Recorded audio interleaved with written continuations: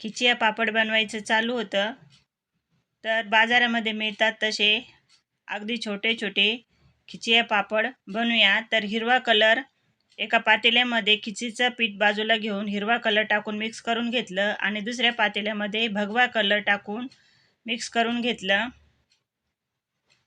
तर पुरी यंत्रामध्ये खाली एक प्लॅस्टिकचा कागद टाकला आणि त्यावरती हे पीठ टाकायचं, त्याच्यावरतून एक प्लॅस्टिकचा कागद टाकून असं दाबून घेतलं आणि एक छोट्या अशा झाकणाच्या साहाय्याने छोटे छोटे खिचिया पापड असे कट करून घेऊन त्याच्या साईडचं उरलेलं पीठही बाजूला करून घेतलं। तर हिरवा कलर, भगवा कलर आणि व्हाईट कलर असे हे खिचिया पापड अगदी छोटे छोटे बघा किती सुंदर दिसत आहेत, हे बनवून घेतले।